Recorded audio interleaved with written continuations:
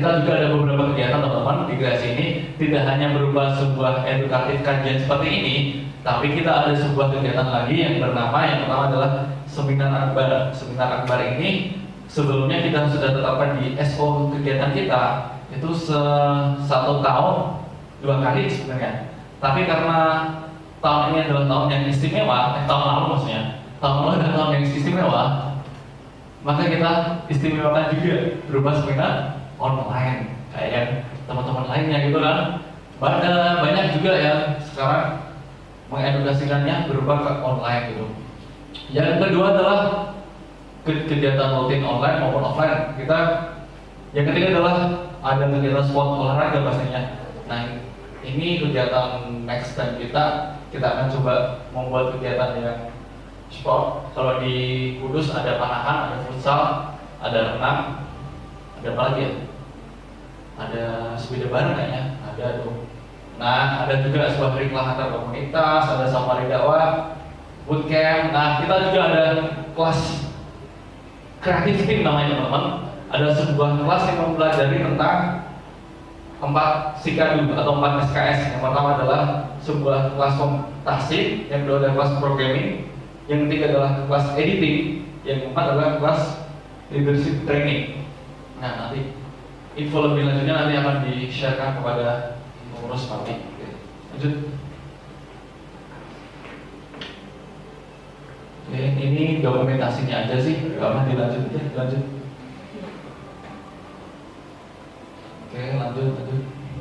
Ini dokumentasinya teman-teman ya, berupa seperti ini. Nah, ini kegiatan panahan kita. Kita melakukan sebuah kegiatan panahan, cepatnya. Yaudah. Nah, ini kita lakukan di Kota Kudus. Semoga next time kalian tertarik gak teman-teman Guru Ensis ada kegiatan seperti ini? Main panahan bareng, sunah bareng, tertarik gak? Tertarik kan? Apalagi kalau gratis ya kan? Oke. Next. Nah, kita juga bekerja sama teman-teman dengan sebuah komunitas juga. Kita ingin bersinergi dengan teman-teman komunitas besar lainnya. Ini waktu itu kita bersinergi dengan komunitas Yuk Ngaji Semarang. Ada yang pernah tahu dengan komunitas Yuk Ngaji? Yuk Ngaji itu komunitas gede loh teman-teman. Ada yang belum nggak pernah dengar kata atas nama Yuk Ngaji? Nanti akan disampaikan sendiri oleh Yuk Ngaji ya. Next. Nah, ini adalah kegiatan kita yang bernama kegiatan Safari Home. Tujuannya adalah kita membangun sebuah chemistry pertemanan teman-teman. Kita ingin bahwa ukhuwah kita Guru Ensis bisa sama-sama saling mengingatkan dalam ketaatan teman-teman. Maka dari itu kita sesering mungkin bisa mengadakan sebuah kumpul kayak gini teman-teman. Nah, ini contoh yang di Kudus. Kita sering seminggu sekali tuh kumpul, entah itu makan bareng, cuma nongkrong-nongkrong doang, cuma receh-receh doang gitu loh, istilahnya curhat-curhat gitu loh teman-teman loh. Nah, pada akhirnya adalah agar mereka ini ya saling memahami karakteristik satu sama lain pastinya. Oke, next. Ada yang tahu maknanya apa tentang video tadi? Ada yang tahu? Kira-kira apa? Disiplin. Oke, yang kedua konsisten. Terus apa lagi? Bekerja keras. Bagus. Apa lagi? Rela berkorban. Terus apa lagi? Oke. Itu semua jawabannya benar semua. Gak ada yang salah. Kamu berpendapat diperbolehkan. Jelas? Benar. Nah, menyinggung video tadi dengan materi saya, yaitu orang itu tidak perlu yang namanya IQ tinggi. Itu nomor 2. Karena pada dasarnya yang tadi disebutkan teman-teman semua, Guru Ensis itu adalah yang utama. Percuma kalau IQ-nya tinggi, orangnya nggak disiplin. Benar apa benar? Benar. Benar apa betul? Betul. Betul apa benar? Benar. Sama aja. Oke, berarti IQ nomor berapa? 1 apa 2? Dua. Dua. Sepakat atau sepakat? Sepakat. Sepakat. Yang pertama tadi disiplin, bagus, rela berkorban, gigi, itu bagus juga. Nah, dengan tema yang kita angkat pada flyer yang sudah dikirim teman-teman, yaitu Aku dan 2021, kira-kira dari tema tersebut yang terlintas di pikiran teman-teman apa? Coba. Resolusi, bagus sekali. Apalagi selain resolusi, ayo. Evaluasi, bagus dari founder kita. Dari ini bro, kok diem semua ini, gimana bro? Udah gini belum bro? Udah belum? Semua ini udah. Gimana gininya bro? Nah, apa terkait dengan tema pada siang hari ini? Aku dan 2021. Apa kira-kira yang terlintas kelas dari tema tersebut apa? Gimana? Oke, membuka lembaran baru, tepat sekali. Kita boleh praktek sebentar? Oke, silakan duduk yang paling nyaman, posisi paling nyaman menurut teman-teman semua. Nyantai, relax, tenang. Oke? Boleh ya? Minta tolong tapi yang dimasukkan ya mas, nanti kalau jatuh saya ganti. Minta tolong, silakan posisi yang nyaman, tarik nafas yang dalam, hembuskan pelan-pelan. Kita niatkan belajar, kita niatkan tolak ilmi untuk membuka lembaran baru revolusi di tahun 2021. Berubah. Kenapa masa depan ada di tangan kita? Karena kita sebagai generasi muda yang semua kesempatan itu ada di sana.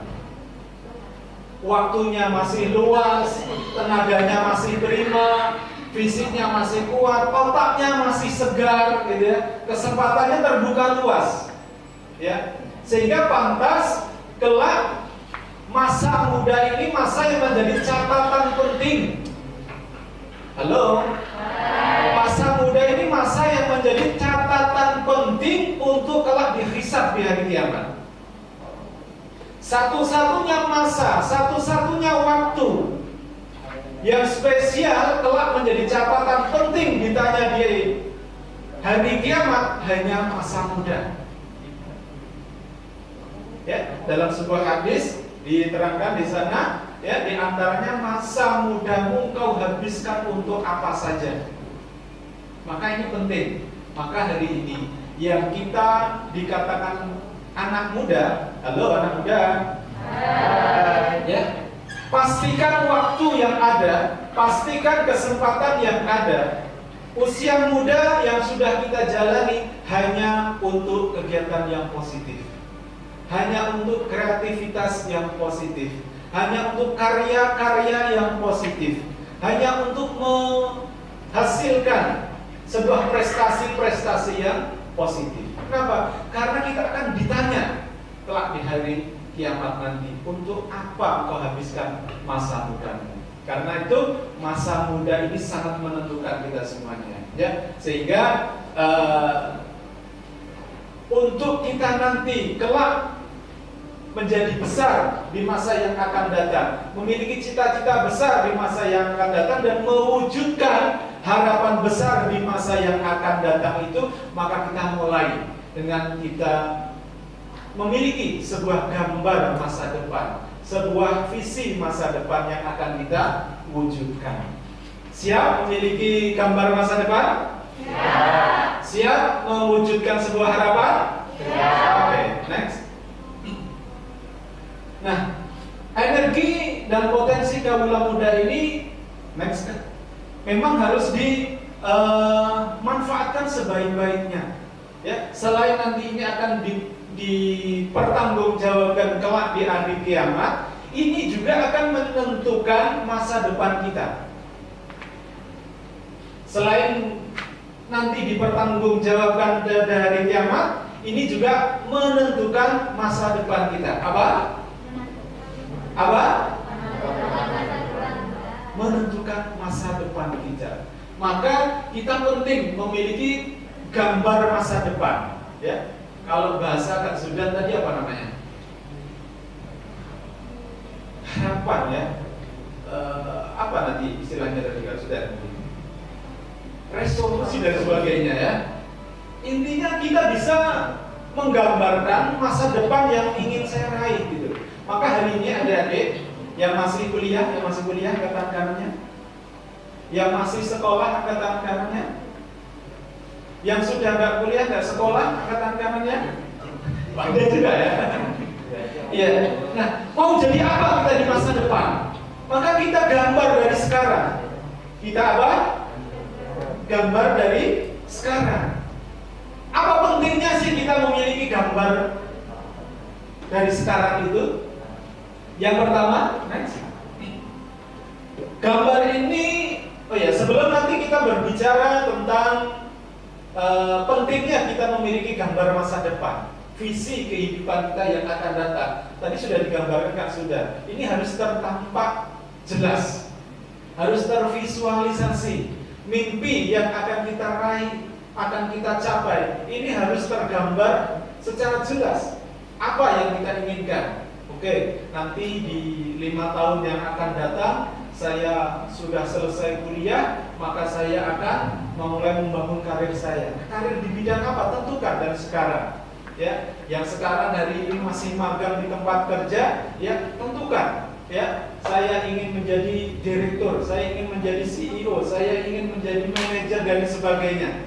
Dari sekarang, gitu ya, tampak jelas. Kalau itu berupa karir, kalaupun itu berupa hal-hal pencapaian yang lain, saya ingin memiliki sebuah prestasi, ya mungkin sebagai orang yang dalam bidangnya ya diakui, dalam bidangnya berhasil, dalam bidang apapun. Karena kesuksesan, harapan yang akan dicapai ini masing-masing orang berbeda-beda.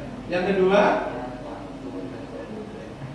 gambar tadi sudah dijelaskan oleh Kak Zudan harus tertancap kuat, sinkron antara pikiran, hati, dan perbuatannya, tertancap kuat. Kenapa? Karena ini akan menjadikan sebuah energi. Ini akan menjadikan sebuah gambar peta dalam kehidupan kita untuk menjalani bagaimana kita hidup di dunia ini untuk mencapai masa depan kita.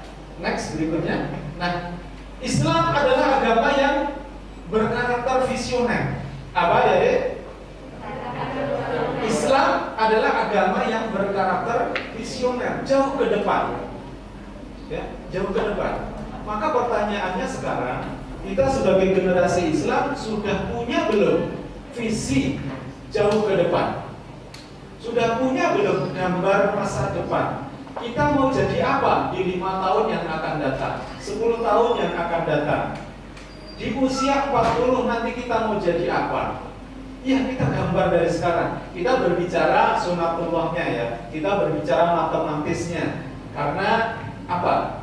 Karena inilah yang ada di kekuasaan kita. Kita nggak bisa berbicara soal takdir. Kita mungkin punya cita-cita, nanti saya 10 tahun yang akan datang saya pengen jadi CEO dalam sebuah perusahaan. Cita. Toh faktanya nanti itu tidak tercapai, ya wallahu a'lam, itu takdir.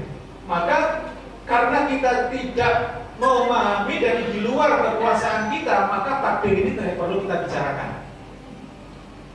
Ya, maka kita tidak perlu membicarakan takdir. Ya, karena kita tidak tahu 10 tahun yang akan datang takdir kita seperti apa. Ada yang tahu takdir kita dia akan yang datang tahu? Tidak tahu kan? Kita mau jadi seperti apa? Tidak tahu. Maka sebenarnya dalam kita merancang gambar masa depan ini, kita jangan takut, jangan dihantui nanti melanggar takdir dong kita. Nanti tidak sesuai dengan apa yang Allah kehendaki kan? Tidak. Kenapa? Karena takdir tidak ada yang tahu.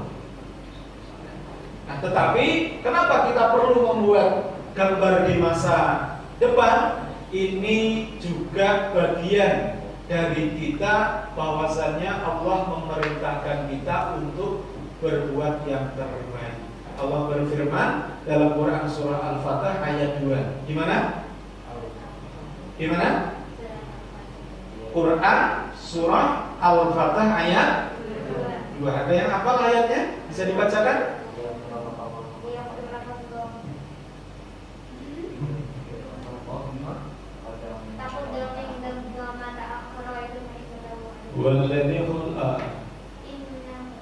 Huwallazi khalaqal mauta wal hayata liyabluwakum ayyukum ahsanu amala.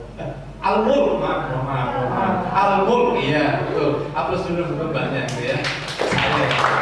Al-Mulk, ya. Salah mengucapkan. Jadi nggak sinkron ini antara pikirannya sama lisannya gitu ya. Al-Mulk ayat 2. Ya. Huwallazi khalaqal mauta wal hayata liyabluwakum ayyukum ahsanu amala. Allah yang menciptakan kehidupan, kematian. Untuk apa? Liyabluwakum ayyukum ahsanu amala. Jadi kita merancang masa depan ini dalam rangka memenuhi perintah Allah, ayyukum ahsanu amala. Mana di antara kalian yang terbaik amal perbuatannya? Dari ayat ini Allah tidak menanyakan mana yang terbaik hasil perbuatannya. Perhatikan. Allah tidak menanyakan mana hasil yang terbaik yang kita lakukan, tetapi Allah menanyakan, menginginkan, memerintahkan mana yang terbaik kita lakukan. Apa bedanya? Sangat fatal bedanya, sangat fundamental bedanya. Kenapa? Karena kalau kita mementingkan hasilnya, ujungnya ini adalah tipu daya setan. Kenapa? Karena sejak kita berbuat, kita menggantungkan hasil pada perbuatan kita. Ketika perbuatan kita tidak memberikan hasil, maka kita akan merasa down, kita akan merasa kecewa, kita akan merasa sengsara dan lain sebagainya.